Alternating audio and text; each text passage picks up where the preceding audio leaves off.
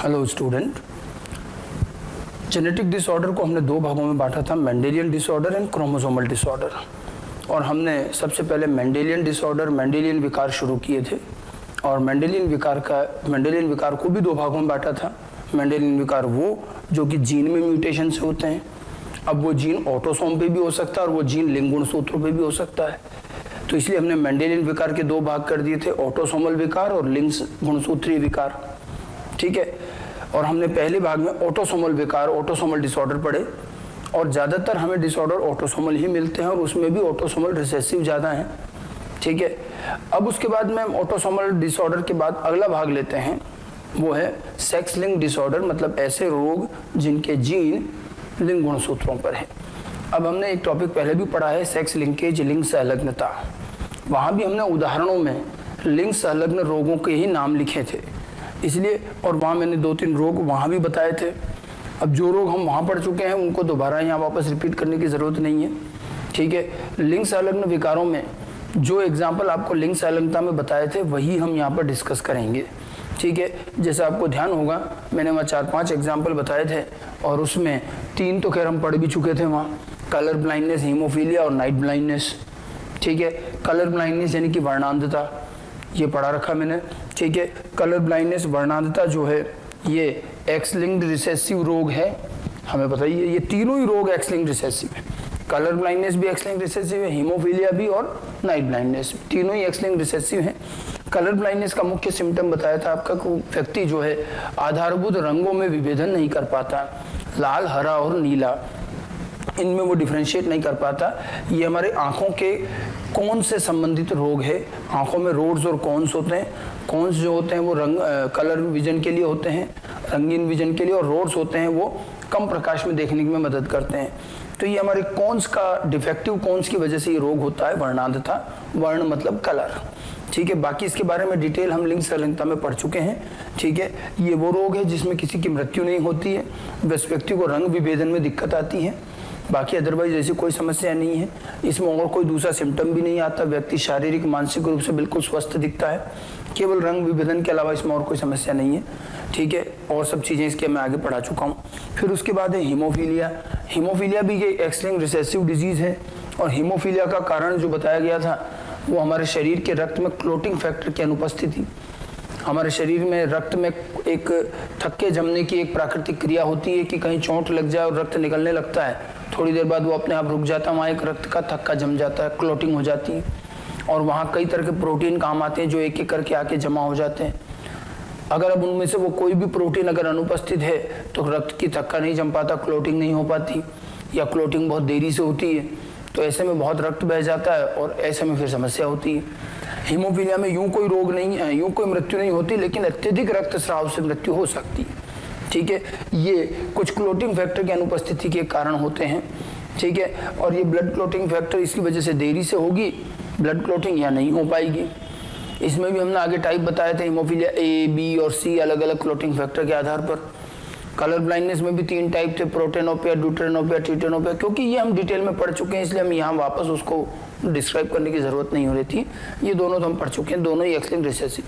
मैंने colour blindness के साथ साथ ही थोड़ा सा जिक्र किया था नाइट ब्लाइंडनेस का भी पहले। नाइट ब्लाइंडनेस जिसको हम रतौंधी कहते हैं, आमतौर पर रतौंधी का अर्थ ये निकाल लिया जाता है कि रात में नहीं दिखना। बात यहाँ रात की नहीं है, रात की बजाय यहाँ कहेंगे हम शाम की या कम प्रकाश तीव्रता, डीम लाइट में दिखाई नहीं देना। इसके लिए रोड्स जिम्मेदार होते हैं जो हमें कम प्रकाश में देखने में मदद करते हैं। आंखों में रोड्स होते हैं, लेकिन यहाँ रोड्स या रोडोप्सिन जिसको हम कहते हैं वो सही ढंग से नहीं बनता और इस वजह से कम प्रकाश तीव्रता में दिखाई नहीं देता, नाइट ब्लाइंडनेस। ठीक है। नाइट ब्लाइंडनेस मैंने ये भी बताया था आपको कि नाइट ब्लाइंडनेस 2 प्रकार की है। एक तो विटामिन ए की कमी से होती है, ये उपार्जित लक्षण है, और ये विटामिन ए खाने से सही भी हो जाता है। और एक होता है जो आनुवंशिक रोग है, हम उसी आनुवंशिक रोग की बात कर रहे हैं कि वो जो है एक्स लिंक्ड रिसेसिव होता है और उसमें कम प्रकाश में दिखाई नहीं देता। ठीक है। तो आनुवंशिक जो कॉन्जेनाइटल नाइट ब्लाइंडनेस है वो एक्स लिंक्ड रिसेसिव है। तो ये 3 रोगों के बारे में तो हम लिंग संलग्नता के साथ साथ पढ़ चुके हैं, इन पर क्वेश्चन भी कर चुके हैं। मैंने केवल उनको रिकॉल कराया कि ये सभी लिंग संलग्न रोगों के उदाहरण हैं। वहीं हमने 1-2 उदाहरण और भी लिखे थे। जैसे अगला एक और रोग देखें हम, तो अगला जो एक एग्जाम्पल है ये है DMD। ये वहाँ मैंने नाम बताया था सिर्फ, और हमने कहा था रोगों में हम पढ़ेंगे ड्यूकेन्स मस्कुलर डिस्ट्रॉफी। इसको डीएमडी कहते हैं, सामान्य भाषा में पेशी ह्रास कहा जाता है हिंदी में। ड्यूकेन्स तो वैज्ञानिक का नाम है जिन्होंने इसको खोजा। मस्कुलर डिस्ट्रोफी या पेशी ह्रास कहा जाता है, डीएमडी रोग कहते हैं। ये भी एक संलग्न रिसेसिव रोग है, जैसे कि बाकी रोग अभी बताए थे। ठीक है, ये मांसपेशियों से संबंधित रोग है और इसमें ये भी जन्मजात होने वाला एक आनुवंशिक विकार है और इसमें व्यक्ति की मांसपेशियां नष्ट होने लगती हैं, मांसपेशियों में संकुचन खत्म हो जाता है और मांसपेशियां काम नहीं करती है तो शरीर के अंगों में जो गतिशीलता है वो खत्म हो जाती है और एक तरह से पैरालिसिस, लकवा आ जाता है, पेशियां नष्ट होने लगती है, शरीर जो है पैरालाइज्ड हो जाता है। आखिर इसका कारण क्या है? देखिए, इस रोग का कारण है डिस्ट्रोफिन प्रोटीन। हमारे शरीर में बनने वाला ये एक प्रोटीन डिस्ट्रोफिन प्रोटीन, इसका जीन हमारे एक्स गुणसूत्र पर होता है। इसके बारे में और इसके जीन के बारे में एक चीज और ध्यान रखिएगा कि ये जो जीन है डिस्ट्रोफिन प्रोटीन का जीन, हमारे जीनोम का जितने हमारे पास 30-40 हजार जीन जो मानव में मानते हैं उसका सबसे लंबा जीन है। ये तो हम अगले चैप्टर में भी बताएंगे आपको। डिस्ट्रोफिन प्रोटीन का जीन सबसे बड़ा, सबसे लंबा जीन होता है और ये डिस्ट्रोफिन प्रोटीन जब बनता है ये मांसपेशियों में काम आता है और ये पूरा रोग डिस्ट्रोफिन प्रोटीन की अनुपस्थिति के कारण होता है। अब डिस्ट्रोफिन प्रोटीन करता क्या है? देखिए, डिस्ट्रोफिन प्रोटीन पेशियों की सार्कोलेमा, मांसपेशियों की झिल्ली को हम सार्कोलेमा भी कहते हैं, तो मांसपेशियों की झिल्ली की आंतरिक सतह पर पाया जाता है। तो ये मांसपेशियों की झिल्ली की आंतरिक सतह पर पाया जाता है और आंतरिक सहारा प्रदान करता है, एक मजबूती प्रदान करता है। ये प्रोटीन झिल्ली को एक तरह का सहारा, सपोर्ट देता है, उसको नष्ट नहीं होने देता, उसको मांसपेशियों को फटने से बचाता है, पेशी संकुचन में मदद करता है। तो प्रोटीन बड़ा जरूरी है। झिल्ली प्रोटीन है, झिल्ली को आंतरिक सहारा प्रदान करता है, पेशियों को फटने से बचाता है और पेशी संकुचन में मदद करता है। ठीक है, अब अगर मान लो इसके जीन में म्यूटेशन हो गया और ये अनुपस्थित हो गया तो ऐसे में मांसपेशियों की झिल्ली जो है तुलनात्मक रूप से कमजोर रहेगी, मांसपेशियां जल्दी फट जाती हैं, नष्ट होने लगती हैं और मांसपेशियों में संकुचन कम होने लगता है, जिसको हम कहते हैं पेशी ह्रास। तो इसका जो लक्षण हमें दिखाई देता है कि लक्षण बड़े क्लियर हैं कि मांसपेशियां नष्ट होने लगती हैं, आयु बढ़ने के साथ साथ शरीर में लकवा बढ़ता जाता है, जिसको हम कहते हैं प्रोग्रेसिव पैरालिसिस। ठीक है, शुरू में तो व्यक्ति सामान्य दिखता है लेकिन धीरे धीरे शरीर में किसी भी जगह से मांसपेशियां जो हैं नष्ट होने लगती है और वो बढ़ता जाता है और हो सकता है पाँव से शुरू हो या कहीं से भी शुरू हो और शरीर जो है पैरालाइज्ड होता जाता है, मूवमेंट खत्म हो जाता है, मांसपेशियां काम करना बंद कर देती है। ठीक है, ऐसे में इस रोग का वैसे खैर ये सब आनुवंशिक विकार है तो इनके उपचार तो कुछ है नहीं, बस ये किया जा सकता है कि जो पेशी ह्रास होता है इसकी गति को धीमा किया जा सकता है कुछ मेडिसिन की मदद से। बाकी इस रोग को पूरी तरह से ठीक नहीं किया जा सकता। जिस गति से पैरालिसिस हो रहा है उसको धीमा कर सकते हैं तो व्यक्ति की थोड़ी आयु बढ़ जाती है। ठीक है, तो मांसपेशियों से संबंधित ये रोग है पेशी ह्रास, मस्कुलर डिस्ट्रोफी। ठीक है, चैप्टर में एक जगह पर एक पेडिग्री दे रखी है जिसमें मायोटोनिक डिस्ट्रोफी दिया हुआ है और लोग बहुत कंफ्यूज होते हैं उसके साथ। मायोटोनिक डिस्ट्रोफी एक अलग रोग है और मस्कुलर डिस्ट्रोफी अलग रोग है। दोनों में ही मांसपेशियां नष्ट होती है, ये बात सही है, लेकिन इनके प्रोटीन अलग अलग हैं। ठीक है, तो मस्कुलर डिस्ट्रोफी एक्स-लिंक्ड रिसेसिव है। बाकी एक चीज ध्यान रखना, एक और होती है मायोटोनिक डिस्ट्रोफी, मैं यहीं पर ही साथ में लिख रहा हूं। ठीक है, लेकिन ये अलग रोग है मायोटोनिक डिस्ट्रोफी। इसकी मैंने एक पेडिग्री भी बताई थी मायोटोनिक डिस्ट्रोफी की। मायोटोनिक डिस्ट्रोफी जो होता है ये ऑटोसोमल डोमिनेंट रोग होता है, ये ऑटोसोमल डोमिनेंट डिजीज है मायोटोनिक डिस्ट्रोफी। ठीक है, ऑटोसोमल डोमिनेंट होती है, बहुत रेयर केस में मिलती है, ज़्यादा कॉमन तो ये मस्कुलर डिस्ट्रोफी मिलती है। ये बहुत ही अत्यंत विरल रोग है और इसका जीन भी ऑटोसोमल पर है, ऑटोसोम पर है और ये प्रभावी एलील से और होती है। अत्यंत विरल रोग है, लेकिन बस अपने को ये ध्यान रखना है कि दोनों रोग अलग अलग है। मायोटोनिक डिस्ट्रोफी अलग चीज़ है, बहुत रेयरली मिलती है। ऑटोसोमल डोमिनेंट, ये मस्कुलर डिस्ट्रोफी। कारण ध्यान रखना, मस्कुलर डिस्ट्रोफी का डिस्ट्रोफिन प्रोटीन और उसकी कमी की वजह से मांसपेशियां नष्ट होना, पैरालिसिस होना। ठीक है, डीएमडी रोग। इसके अलावा मैंने लिंग संलग्नता में एक और एग्जाम्पल बताया था आपको, G6PD सिंड्रोम, फैविज्म। G6PD एक एंजाइम है, ग्लूकोज 6 फॉस्फेट डिहाइड्रोजनेस, G6PD। ठीक है, ये भी एक एक्स-लिंक्ड रिसेसिव रोग है और इसमें ग्लूकोज 6 फॉस्फेट डिहाइड्रोजनेस की अनुपस्थिति के कारण ये रोग होता है। ठीक है, हमारे शरीर में ग्लूकोज 6 फॉस्फेट डिहाइड्रोजनेस सभी के बनता है। अगर किसी व्यक्ति में इसके जीन में म्यूटेशन हो जाता है तब ये एंजाइम नहीं बनता। अब ये एंजाइम शरीर में करता क्या है? ये एंजाइम हमारे शरीर में वैसे तो कई काम करता है, लेकिन एक जो मुख्य काम है वो है ग्लूटेथायोनिन का निर्माण। ये कंपाउंड बनाता है ग्लूटेथायोनिन, और ग्लूटेथायोनिन हमारी आरबीसी की कोशिका झिल्ली में पाया जाता है, और ये आरबीसी की कोशिका झिल्ली को सपोर्ट देता है, जैसे मांसपेशियों की झिल्ली में वो था डिस्ट्रोफिन। ये ग्लूटेथायोनिन आरबीसी की कोशिका झिल्ली में रहता है, उसको स्थायित्व प्रदान करता है, उसको भी नष्ट होने से या झिल्ली को फटने से बचाता है, और एक तरह से वो आरबीसी की सुरक्षा करता है, साथ साथ में हीमोग्लोबिन की भी तो सुरक्षा कर रहा है। हीमोग्लोबिन, जब आरबीसी की झिल्ली फट जाएगी तो हीमोग्लोबिन भी नष्ट होगा, तो ये आरबीसी और हीमोग्लोबिन की सुरक्षा प्रदान करता है। अब अगर मान लो ग्लूटेथायोनिन नहीं बन रहा, ठीक है, तो फिर आरबीसी हमारी जो होती है उसकी आयु ज्यादा नहीं रहती और जल्दी नष्ट होने लगती है। और आपको पता ही है कि जब आरबीसी नष्ट होती है तो हीमोग्लोबिन नष्ट होगा, और जब आरबीसी और हीमोग्लोबिन नष्ट होते हैं तो लक्षण क्या आने चाहिए? रक्त में आरबीसी और हीमोग्लोबिन की कमी, जिसको हम एनीमिया कहेंगे। हीमोग्लोबिन का विघटन ज्यादा होने से उच्च हीमोलाइसिस होता है और जॉन्डिस हो जाता है। मतलब ये लक्षण कुछ कुछ वैसे ही होंगे जैसे सिकल सेल एनीमिया, थैलेसेमिया में हुए थे। सिकल सेल एनीमिया में और थैलेसेमिया में तो हीमोग्लोबिन में खराबी थी, इसलिए नष्ट हो रहा था। इस बार हीमोग्लोबिन बिल्कुल परफेक्ट है, आरबीसी की झिल्ली में गड़बड़ है तो भी नष्ट हो रहा है। तो सिम्टम इसके सिकल सेल एनीमिया से मिलते जुलते होते हैं, बट कारण अलग है। ये जो रोग है ये मानव में ग्लूटेथायोनिन के संश्लेषण में आवश्यक होता है, और ग्लूटेथायोनिन जो है ये आरबीसी की झिल्ली में पाया जाता है। वह आरबीसी और हीमोग्लोबिन को सुरक्षा और स्थायित्व प्रदान करता है, ठीक है। ये आरबीसी की झिल्ली में मिलता है और उसको सुरक्षा, हीमोग्लोबिन और आरबीसी की सुरक्षा और स्थायित्व प्रदान करता है। अगर अब ये नहीं है, इसके अनुपस्थिति के कारण देखो लक्षण क्या आएंगे? आरबीसी व हीमोग्लोबिन शीघ्रता से नष्ट होते हैं, इससे एनीमिया, जॉन्डिस, उच्च हीमोलाइसिस, वही सिकल सेल एनीमिया जैसे सिम्टम होंगे, ठीक है। तो इस रोग का कारण ध्यान रखना, वो मांसपेशियों की कोशिका झिल्ली का प्रोटीन था या आरबीसी की कोशिका झिल्ली का प्रोटीन? ग्लूटेथायोनिन, ठीक है। तो ग्लूटेथायोनिन, अब देखिए इस रोग के उपचार में भी यही है कि ग्लूटेथायोनिन शरीर में नहीं बन रहा है तो ग्लूटेथायोनिन को बाहर से दिया जाता है।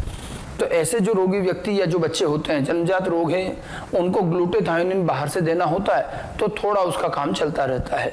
हालांकि ये रोग का स्थायी उपचार नहीं है, बट हम काम चला सकते हैं और इनकी लाइफ बढ़ाई जा सकती है। ये भी देखा गया है कि कुछ ऐसे पदार्थ हैं जो कोशिका झिल्ली पर सीधा अटैक करते हैं और झिल्ली को नष्ट करते हैं या उसको कमजोर कर देते हैं। उन पदार्थों की उपस्थिति में इस रोग की गंभीरता बढ़ जाती है। जैसे यहाँ पर मैंने कुछ लिख रखे हैं पदार्थ, क्लोरोक्वीन, सल्फा ड्रग्स, ये कई औषधियों में भी काम आती है, ठीक है। और जो लेग्यूमिनस दालें हैं, दालें सारी दालें नहीं लेकिन लेग्यूम्स के अंदर, जैसे कि फेवा बीन्स, एक तरह के चमड़े जैसे बीन्स आते हैं, फेबा बीन्स कहते हैं इसको। ये जो पदार्थ हैं, क्लोरोक्वीन, सल्फा ड्रग या कुछ लेग्यूम्स जो दालें हैं, उनमें भी मुख्य रूप से जो फेबा बीन्स है, इनको अगर खाया जाता है तो देखा गया कि इनमें कुछ ऐसे कंपाउंड होते हैं जो आरबीसी की झिल्ली को ज़्यादा प्रभावित करते हैं, और ऐसे में अगर ग्लूटेथायोनिन नहीं होता है तो आरबीसी बहुत जल्दी नष्ट होने लगती है और ये रोग बहुत ज़्यादा सीवियर हो जाता है और बहुत सीरियस रोग हो जाता है और मृत्यु तक हो जाती है। और इसका पता भी फेबा बीन्स खाने से ही लगा था, और इसीलिए इस रोग का एक पुराना नाम है फेविज्म कहते हैं इसको, ठीक है। तो जो रोगी व्यक्ति हैं उनको ग्लूटेथायोनिन बाहर से दिया जाता है और उनको ये सब चीज़ें खाने से परहेज करना चाहिए, ठीक है। तो फिर भी उनका काम चलता रहता है। तो इस तरह से देखिए मैंने कुल मिलाकर आपको 5 प्रकार के एक्स संलग्न अप्रभावी एक्स संलग्न रोग बताए: colour blindness, night blindness, haemophilia, DMD and muscular, ये G6PD सिंड्रोम है ना। ये पांचों जो है, मैंने नाम तो पहले भी बता रखे थे लिंग संलग्नता में, उसमें से colour blindness, haemophilia, night blindness को वहीं डिस्कस कर लिया था हमने, और डीएमडी और ये G6PD सिंड्रोम हमने अभी पढ़ा कि यहाँ ये किस तरह से रोग होता है। तो कुल मिलाकर ये थे हमारे ऑटोसोमल एवं सेक्स लिंक्ड डिसऑर्डर यानी कि मेंडेलियन डिसऑर्डर।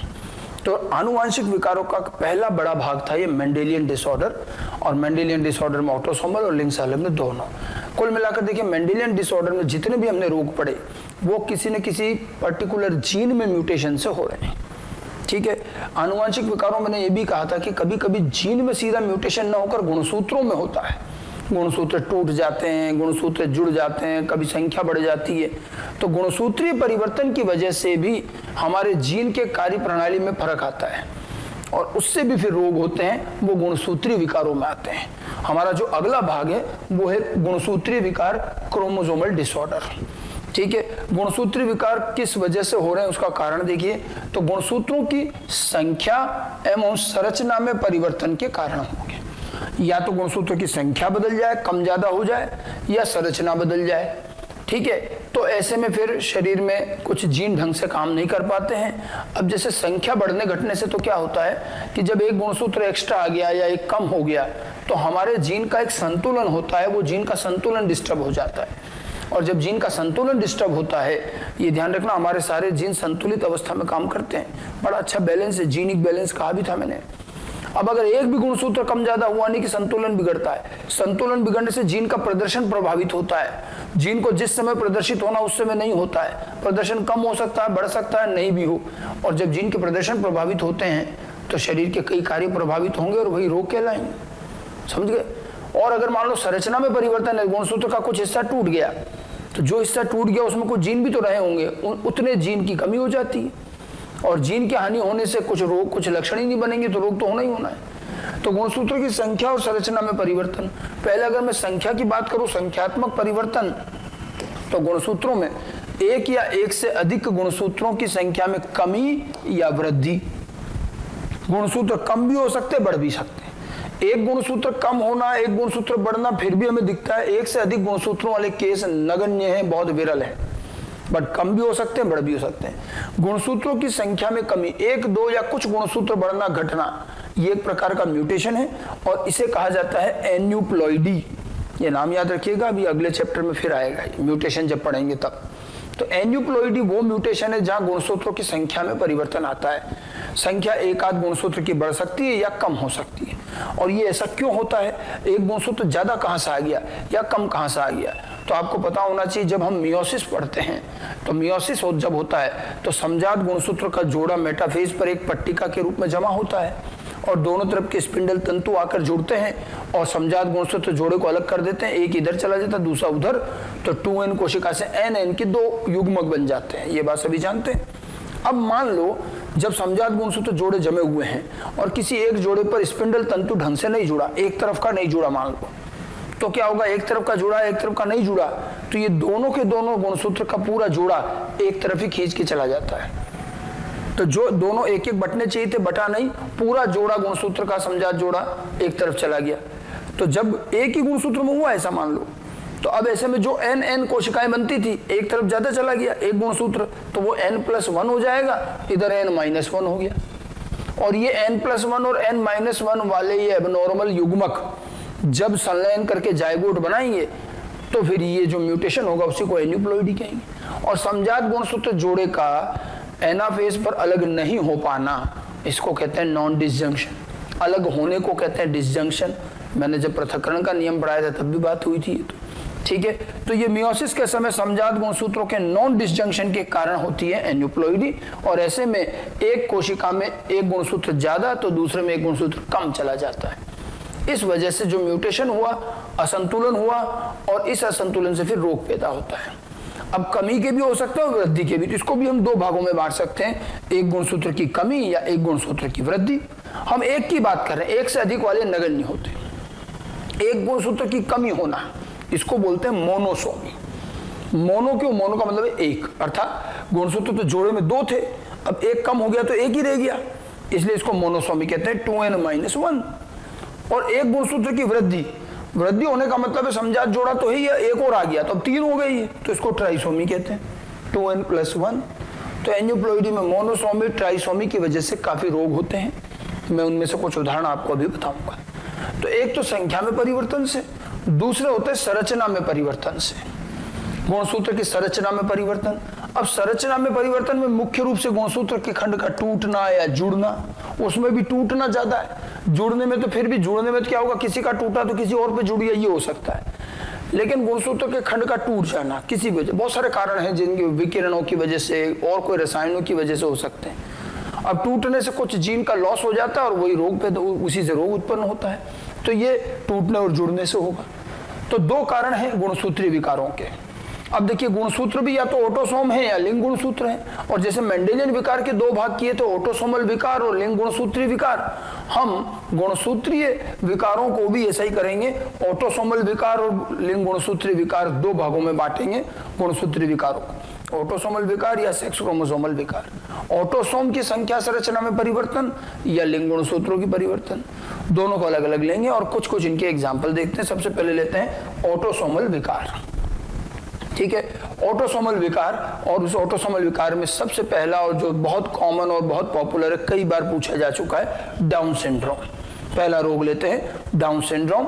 इसकी खोज एक वैज्ञानिक लैंगडॉन डाउन द्वारा की गई, ये उन्हीं वैज्ञानिकों के नाम से ही है, डाउन सिंड्रोम। ठीक है, इसको आम भाषा में कई बार मंगोलिज्म या मंगोलियन आइडियोसी भी बोला जाता है। एक्चुअली इस रोग में जो लक्षण दिखते हैं, जो व्यक्ति के सिम्टम दिखते हैं, उसमें शरीर का, व्यक्ति का चेहरा और उसकी कद काठी कुछ ऐसी हो जाती है जैसे मंगोलिया के लोगों की होती है। मंगोलिया एक देश है जो चाइना और रशिया के बीच में एक छोटा सा देश है। वहाँ के लोग चाइना और रशिया दोनों को कंबाइन करके एक उनका अलग ही तरह का अपीयरेंस दिखाई देता है। तो जिस तरह के वहाँ के लोग दिखते हैं, इस रोग में भी व्यक्ति वैसा ही नजर आने लगता है, इसलिए इसे मंगोलियन आइडियोसी या मंगोलिज्म कह दिया जाता है। रोग का कारण क्या है? देखिए, डाउन सिंड्रोम का रोग शरीर में एक अतिरिक्त गुणसूत्र आ जाने से होता है, और वो है 21वें नंबर का गुणसूत्र। तो 21वें गुणसूत्र के अतिरिक्त होने की वजह से होता है 21st ट्राइसोमी।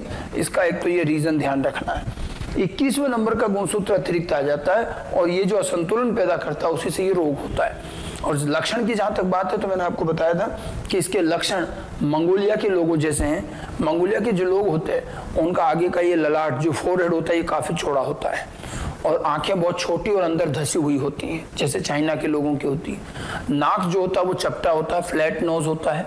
निचला जबड़ा काफी बड़ा और थोड़ा निकला हुआ रहता है, इस तरह से। ठीक है, और इसके अलावा गर्दन बहुत छोटी नगण्य होती है, ऐसा लगता है सिर को सीधा कंधों पे रख दिया गया। तो ये एक अपीयरेंस होता है मंगोलिया के लोगों, ऐसा ही यहाँ दिखाई देता है। इनमें हाथ की हथेलियों में जो रेखाएं होती हैं, हाथ की रेखाएं नहीं होती और गद्दीदार हथेलियां होती हैं, और इनमें उंगलियां भी इसी धसी हुई सी लगती हैं। ये कुछ सिम्टम दिखते हैं। ऐसे व्यक्ति जो हैं आमतौर पर इनका बुद्धिमत्ता का स्तर भी कम रहता है, IQ कम होता है। ये फर्टाइल भी हो सकते हैं, मतलब संततियां उत्पन्न कर भी पाते हैं और नहीं भी कर पाते हैं, स्टेराइल फर्टाइल दोनों तरह के हो सकते हैं। बट ये मानसिक रूप से अस्वस्थ रहते हैं, थोड़ी दिक्कत रहती है।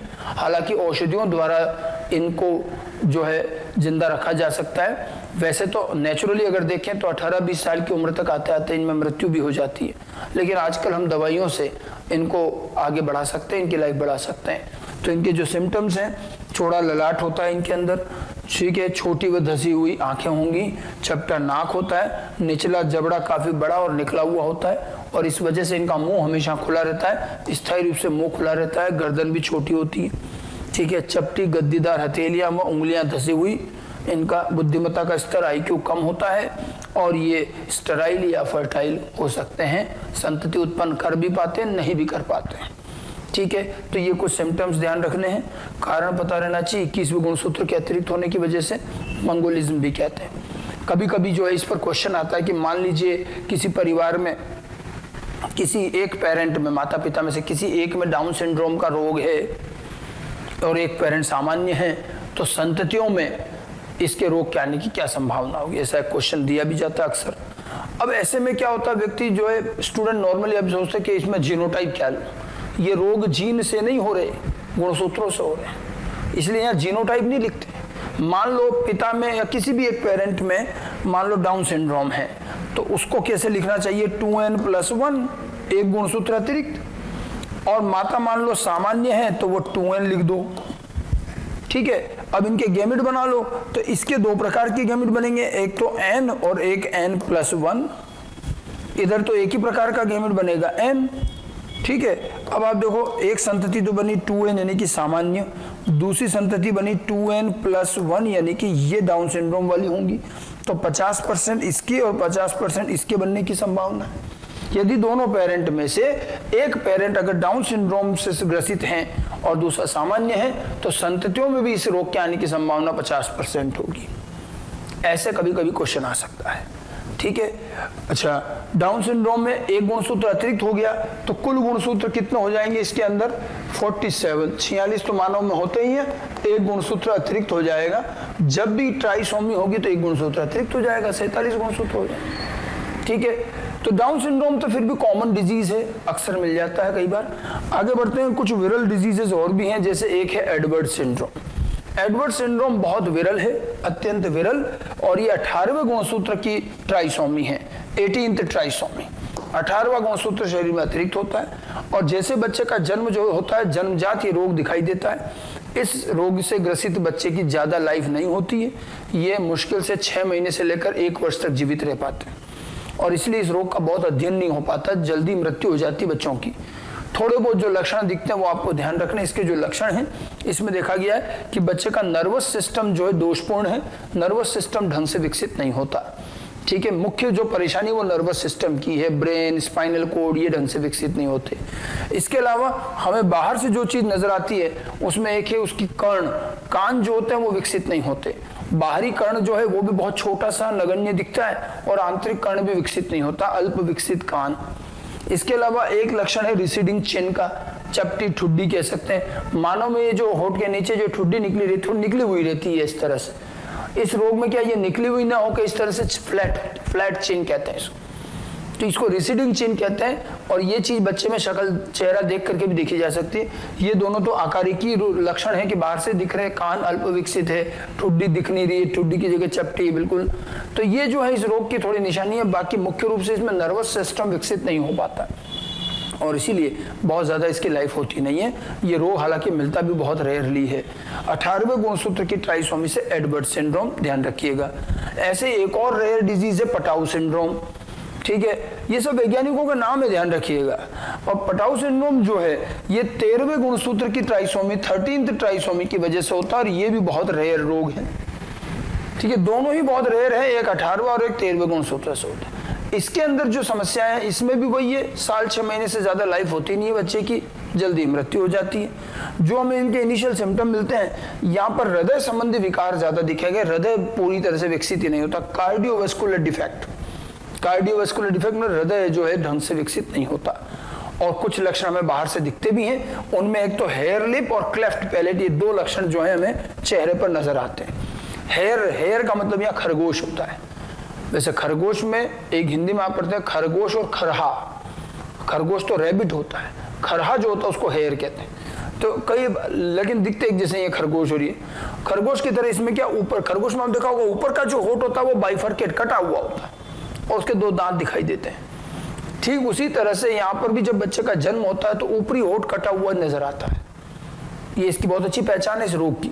कटा हुआ होठ होता है, और ऊपर जो तालू होता है हमारा ऊपरी जबड़ा जो है, तालू में गहरी खांच होती है अंदर, उस गहरी खांच की वजह से चेहरे का शेप भी बड़ा अलग सा ही दिखता है, और होठ भी कटा हुआ दिखता है। तो ये चेहरा थोड़ा अलग ही नजर आएगा इसमें।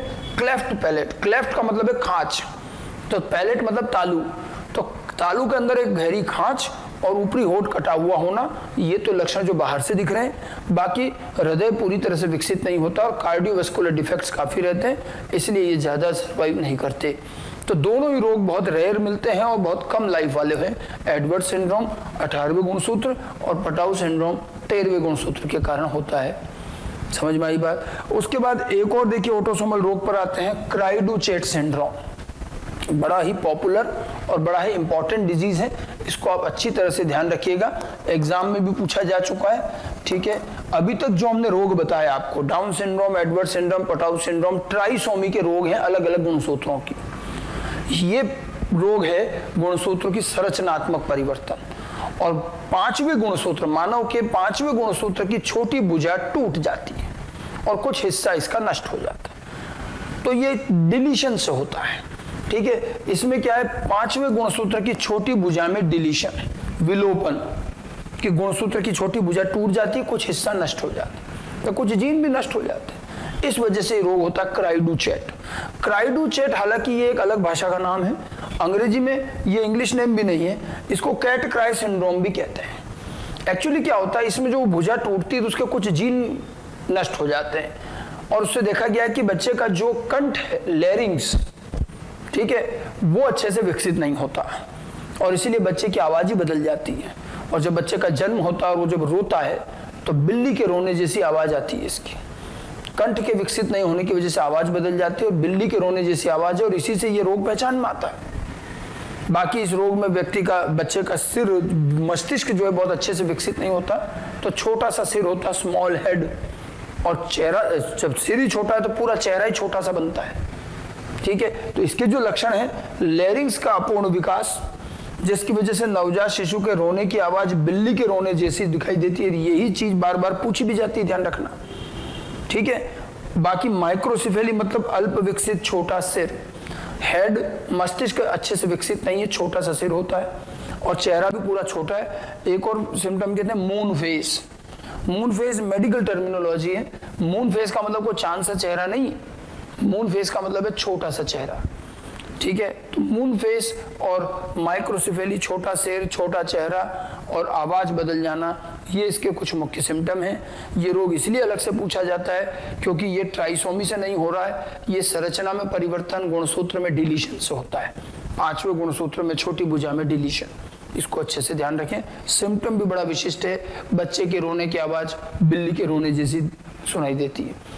ठीक है, तो ये 4 रोग मैंने आपको बताया, Down syndrome, Edward syndrome, Patau syndrome, cri du chat syndrome. ये चारों वो रोग हैं जिनमें परिवर्तन ऑटोसोम में हुआ है। या तो ऑटोसोम की संख्या बड़ी है, सारे ट्राइसोमी वाले या 21वां, 18वां और 13वां गुणसूत्र, या फिर 5वें गुणसूत्र में संरचना में परिवर्तन आया, भुजा टूट गई है। ठीक है, तो ये तो सभी ऑटोसोम से संबंधित रोग थे। ऐसे ही हम कुछ लिंग गुणसूत्रों के भी रोग ले सकते हैं। ठीक है, लिंग गुणसूत्रीय विकार। अब लिंग गुणसूत्रों की संख्या कम ज्यादा हो सकती है। वैसे तो मानव नर में XY और मादा में XX होता है, लेकिन कभी कभी ये गुणसूत्र कम ज्यादा हो सकता है और इसी से रोग होते हैं। जैसे एक बड़ा ही पहला कॉमन रोग लेते हैं, क्लिनफेल्टर सिंड्रोम। ये भी सब वैज्ञानिकों के नाम के आधार पर ही रखे गए हैं। क्लिनफेल्टर सिंड्रोम, इसका कॉम्बिनेशन होता है AA + X XY, यहाँ पर एक लिंग गुणसूत्र एक्स्ट्रा आ जाता है और इसीलिए 47 गुणसूत्र। जितने भी ट्राइसोमी, ये भी तो ट्राइसोमी हुआ, ये क्या हुआ, लिंग गुणसूत्रीय ट्राइसोमी हो जाएगा, सेक्स क्रोमोसोम ट्राइसोमी। पहले हमने ऑटोसोम की ट्राइसोमी पढ़ी, 47 गुणसूत्र होंगे।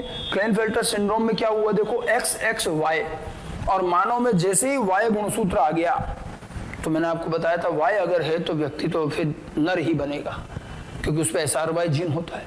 अब ये Y होने की वजह से ये नर दिखता है, लेकिन साथ में XX भी है, तो ये नर तो होता है, लेकिन इसमें कई मादा लक्षण भी दिखाई देते हैं। तो कई मादा लक्षणों युक्त नर, एक टर्म बताई थी गायनेकोमेस्टिया, नर में मादा के लक्षण का आना। तो यहाँ हार्मोन असंतुलन भी रहेगा और यह आकारिक रूप से नर होगा, लेकिन इसमें कुछ मादा के लक्षण भी दिखेंगे, जिसको कि हम गायनेकोमेस्टिया कहते हैं। तो मादा लक्षणों युक्त नर बनेगा। ठीक है, इसका इंटेलिजेंस लेवल, IQ लेवल बहुत कम होता है, ये संततियां उत्पन्न नहीं कर पाते हैं, ये स्टेराइल रहते हैं विद लो IQ। तो इनका IQ लेवल भी ठीक नहीं होता है, बुद्धिमत्ता ज्यादा नहीं होती है, और साथ में स्टेराइल रहते हैं, संततियां उत्पन्न नहीं कर पाते हैं, नर होते हैं, लेकिन ये इसमें कई सारे मादा लक्षण भी होते हैं। क्लिनफेल्टर सिंड्रोम ये बना कैसे होगा, अगर हम इस पे देखें तो यहाँ इसके बनने के 2 तरीके सुझाए गए हैं। एक तरीका तो ये कि ऐसा कोई एबनॉर्मल मादा युग्मक आ जाए जिसमें 2 X एक साथ आ जाए। मान लो फीमेल के अंदर X गुणसूत्र में नॉन डिसजंक्शन हो गया गैमेट बनते टाइम, और एक गैमेट में, एक एग में दोनों X आ गए और एक में कुछ नहीं गया।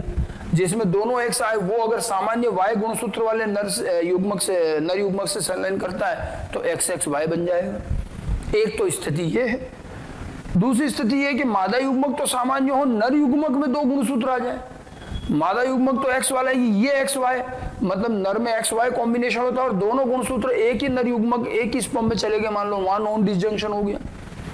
तो ऐसा युग्मक जब संलयन करेगा तो ये बनेगा XXY, यहां भी बन सकता है। तो 2 स्थितियां हैं, असामान्य नर युग्मक या असामान्य मादा युग्मक की वजह से हो रहा है। वैसे ज्यादा संभावना इसकी बनती है XX के साथ आने की, XY बहुत मुश्किल से साथ आ पाते हैं। लेकिन क्लिनफेल्टर के बनने के 2 कारण हो सकते हैं। एक अतिरिक्त लिंग गुणसूत्र, अब यह अतिरिक्त तो कौन सा है ये नहीं बता पाओगे कि X अतिरिक्त है या Y अतिरिक्त है, इसलिए हम लिंग गुणसूत्री ट्राइसोमी लिख रहे हैं, क्योंकि हमें नहीं मालूम है एक्स्ट्रा कौन सा आया, X भी आ सकता है, Y भी हो सकता है। ठीक है, तो पहला रोग क्लिनफेल्टर सिंड्रोम, इसके सिम्टम ध्यान रखिएगा, इसका कॉम्बिनेशन ध्यान रखना XXY और सिम्टम ध्यान रखने। ठीक है, और देखिए लिंग गुणसूत्र से संबंधित और अगर रोग लेते हैं, अगला है टर्नर सिंड्रोम। टर्नर सिंड्रोम ये भी वैज्ञानिक के नाम से दिया है। इसमें होता है X0 कॉम्बिनेशन, मतलब एक गुणसूत्र कम हो गया। अभी तक मैं बढ़ने वाले ही बता रहा था सारे। ये पहला रोग है जो मोनोसोमी, ये है लिंग गुणसूत्रीय मोनोसोमी, ये मोनोसोमी है, ठीक है। इसमें एक गुणसूत्र कम हो गया तो 46 की जगह कितने 45 रह जाएंगे, 45, और इसलिए पूछा जाता है। मानव में मोनोसोमी का ये बढ़िया एग्जाम्पल है जो कॉमनली फिर भी मिलता है। और तो हमें मोनोसोमी के ज्यादा केस नहीं मिले, ट्राइसोमी के फिर भी केस मिलते हैं, मोनोसोमी कम ही मिलता है, ठीक है। अब देखो इसके लक्षण क्या होंगे। अब यहाँ वाई नहीं है तो नर वाला काम तो होगा नहीं, लेकिन XX होता तो ये पूरी मादा बनती है। अब X0 में क्या, ये मादा तो होती है लेकिन ढंग से ये विकसित नहीं हो पाती, तो आकारिकी रूप से ये मादा रहेंगी लेकिन इनमें जननांग विकसित नहीं होंगे, हार्मोन असंतुलन होगा, बल्कि एस्ट्रोजन हार्मोन तो बनता ही नहीं है, ठीक है। हार्मोन बहुत कम है, नगण्य है, लिंग हार्मोन, सेक्स हार्मोन, ठीक है। तो अल्प विकसित जननांग अंडाशय ढंग से विकसित नहीं होते, तो इनमें एग का निर्माण नहीं होता, ठीक है। इनमें ब्रीस्ट नहीं बनते, स्तनों का विकास नहीं होता, फ्लैट चेस्ट वक्ष नगण्य होते हैं, जबकि मादाओं में ये चीज होती है, ठीक है। इसके साथ साथ क्योंकि अब जब अंडाशय और जब जननांग अल्प विकसित है तो ये स्टेराइल रहेंगी, संततियां उत्पन्न नहीं कर पाएंगी, ठीक है। आमतौर पर इनका कायिक शरीर जो है बहुत छोटा होता है, ज्यादा हाइट नहीं होती और बहुत कमजोर सा शरीर रहता है इनका, ठीक है, छोटा व कमजोर शरीर, और इनमें भी बुद्धिमत्ता का स्तर कम रहता है। तो ये फीमेल दिखाई देती है फीमेल जैसे, लेकिन इनमें जननांग विकसित नहीं होने की वजह से ये स्टेराइल फीमेल होती हैं और कायिक शरीर भी बहुत कमजोर और छोटा होता है। टर्नर सिंड्रोम मोनोसोमी का रोग है, एक लिंग गुणसूत्र कम हो गया। अब इसमें कई लोग कहते हैं साहब X गुणसूत्र कम हो गया, मान सकते हैं, कारण क्योंकि ये फीमेल तो ही, तो अगर XX होता तो पूर्ण रूप से फीमेल बनती और अब अभी भी फीमेल दिख रही है, एक X कम हो गया इसका मतलब। लेकिन वैसे देखा जाए तो Y भी तो कम हो सकता है। XY में से भी अगर मान लो शुरू में ही जायगोट में Y ना हो तो फिर इसी तरह के सिम्टम आएंगे। तो कम कौन सा हुआ इतना बताना संभव नहीं है, हालांकि ज्यादातर माना जाता है कि इसमें X गुणसूत्र की कमी आई है, ठीक है। टर्नर सिंड्रोम के बाद अगला एक और लेते हैं सुपर फीमेल। सुपर फीमेल में एक गुणसूत्र अतिरिक्त आ जाता है, XXX अवस्था, 47 गुणसूत्र ट्राइसोमी हुई, और यहां अतिरिक्त कौन सा है तो साफ कह सकते हैं X गुणसूत्र की ट्राइसोमी। 3X, 2X तो मादा में होते हैं, एक और बढ़िया। और रेयरली कभी कभी ऐसे भी केस मिले जहां 3 की जगह 4X अवस्था भी मिली है, लेकिन ये बहुत विरल है, अत्यंत रेयर अवस्था रहती है, आमतौर पर 3X वाली रही। अब इसको सुपर फीमेल, मेटा फीमेल कहते हैं। सुपर फीमेल का मतलब ये कोई बहुत अच्छी और बहुत विकसित मादाएं नहीं है, सुपर भले कहते हैं लेकिन ये रोग है, तो इसमें परेशानियां हैं। कुल मिलाकर ट्राइसोमी है, इसके अंदर अब 3X हैं, होंगी तो ये भी फीमेल, लेकिन अब इसमें क्या हार्मोन असंतुलन काफी रहता है, हार्मोनल असंतुलन है, और ये भी अलग अलग लोगों में अलग अलग हो सकता है, कम ज्यादा। हार्मोन असंतुलन की वजह से कई बार इनका कायिक शरीर बहुत वृद्धि कर जाता है, तो वृहद कायिक शरीर हो सकता है, हालांकि ये जरूरी नहीं है।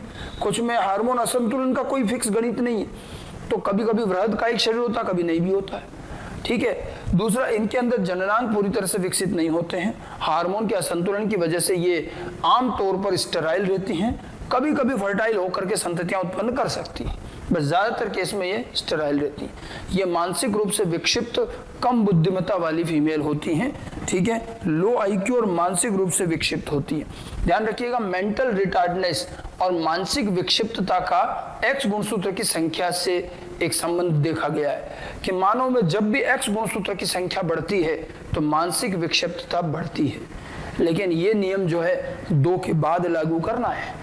2 तक तो व्यक्ति सामान्य है, सामान्य मादा बनती, 2 के बाद 3 हो जाए, 4 हो जाए, तो जैसे जैसे X गुणसूत्र बढ़ता है मेंटल डिस्टर्बेंस, मानसिक विक्षिप्तता बढ़ती जाती है।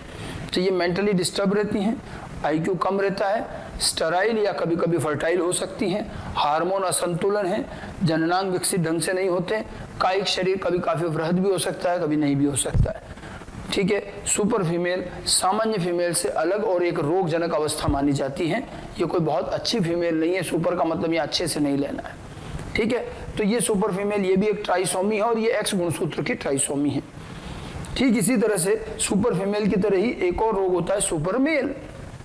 सुपर मेल को जैकब सिंड्रोम भी कहते हैं, सुपर मेल जैकब सिंड्रोम, और ये जो है इसमें XYY अवस्था आ जाती है, एक Y गुणसूत्र अतिरिक्त आ जाता है, XYY 47 गुणसूत्र है। हालांकि सुपर फीमेल की तुलना में सुपर मेल अवस्था काफी रेयर विरल होती है, ये कम ही मिलता है। अब यहाँ Y एक्स्ट्रा कैसे आ गया, ये सवाल मन में आ सकता है। एक्चुअली क्या होता है, कभी कभी हमारी कोशिकाओं में एक आध गुणसूत्र में रिप्लिकेशन हो जाता है, एंडो डुप्लीकेशन कहते हैं। Y गुणसूत्र के डीएनए में एक बार और रिप्लिकेशन होने की वजह से 1 से 2 Y हो गए, तो Y गुणसूत्र एंडो डुप्लीकेशन से बढ़ गया, तो गुणसूत्र 47 हो गए, एक Y एक्स्ट्रा आ गया। अब इससे क्या हुआ कि मेल के अंदर ये बनेगा तो नर Y है इसलिए, लेकिन इसमें हार्मोन का स्तर बढ़ जाता है, मेल हार्मोन एंड्रोजन, उसमें भी टेस्टोस्टेरोन। और इस रोग में मुख्य रूप से जो सिम्टम है वो टेस्टोस्टेरोन की अधिकता वाले ही सिम्टम है। तो ये भी लिंग गुणसूत्री ट्राइसोमी हुआ। अब इसके अंदर ये तो नर तो रहेगा ही आकारिक रूप से नर, लेकिन टेस्टोस्टेरोन हार्मोन का उच्च स्तर। अब देखिए टेस्टोस्टेरोन करता क्या है, टेस्टोस्टेरोन हमारे कायिक वृद्धि को भी नियंत्रित करता है। टेस्टोस्टेरोन उच्च होने की वजह से व्यक्ति का शरीर में काफी वृद्धि होती है, उसकी लंबाई बढ़ जाती है, हड्डियां लंबी हो जाती हैं तो काफी लंबा दिखाई देता है, हाथ पांव और उंगलियां जो है काफी बड़ी बड़ी हो जाती हैं, तो टॉल हाइटेड हो जाता है। साथ में टेस्टोस्टेरोन जो है व्यक्ति के अंदर एग्रेशन लाता है, गुस्सैल प्रवृत्ति। तो जब टेस्टोस्टेरोन का स्तर बढ़ता है तो व्यक्ति को गुस्सा जल्दी आता है, उसकी प्रवृत्ति बहुत एग्रेशन रहता है उसके अंदर और बहुत गुस्सेल प्रवृत्ति वाले होते हैं। साथ में टेस्टोस्टेरोन से व्यक्ति में फियरलेस कंडीशन आती है, उसको डर नहीं लगता, ठीक है। और इसीलिए आप देखो नर में और मादा में ये अंतर दिखता है, नर में टेस्टोस्टेरोन होता है तो नर कम डरते हैं, मादाएं जल्दी डर जाती हैं। तो टेस्टोस्टेरोन डर कम करता है, और जब टेस्टोस्टेरोन ज्यादा होगा तो ये फियरलेस कंडीशन को डर नहीं लगता, और डर नहीं लगने का नतीजा ये कि ये कई बार गलत काम कर जाते हैं और गलत काम करने के बाद भी इनको कोई डर नहीं लगता, ये मरने से नहीं डरते। और इसीलिए अक्सर इस तरह के जो लोग होते हैं ये आपराधिक प्रवृत्ति वाले होते हैं, क्रिमिनल्स होते हैं, बड़े बड़े जो क्रिमिनल्स देखे गए उनमें इस तरह की अवस्थाएं मिली हैं, ठीक है। तो ये जो होते हैं इनमें हाथ पांव और कायिक शरीर काफी लंबा हो जाता है, अत्यधिक गुस्सेल प्रवृत्ति होती है इनकी, फियरलेस अवस्था मतलब ये किसी से डरते नहीं है, आपराधिक प्रवृत्ति रहती है, इनका आईक्यू भी कम ही रहता है, मानसिक रूप से थोड़े विक्षिप्त रहते हैं, स्टेराइल भी हो सकते हैं और फर्टाइल भी हो सकते हैं, निर्भर करेगा कि हार्मोन का कितना स्तर है, ठीक है। तो ये एक और रोग है जिसको हम सुपर मेल कंडीशन कहते हैं। सुपर फीमेल सुपर मेल दोनों ही रोगजनक अवस्था हैं।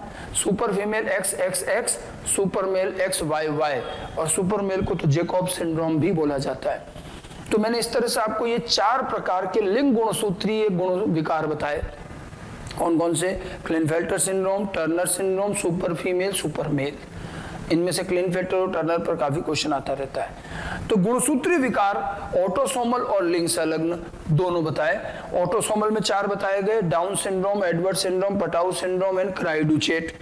और लिंग गुणसूत्रों में Klinefelter syndrome, Turner syndrome, super female, super male, कुल मिलाकर 4 और 4 8 हो गए। इन 8 में से आप देखिए ज्यादातर ट्राइसोमी के रोग है।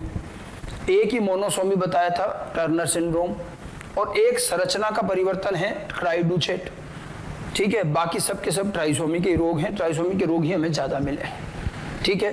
तो ये मैंने कुछ आपको रोग बताए हैं, इनमें से ज्यादातर एनसीईआरटी के अंदर भी हैं, कुछ एक नहीं भी हो सकते हैं, लेकिन मैंने जो पूछे जाते हैं वो मैंने आपको कॉमन वे में बताया, ठीक है। तो ये सारे रोगों का कारण, रोगों के सिम्टम ध्यान रखिएगा, मेंडेलियन विकार और गुणसूत्रीय विकार।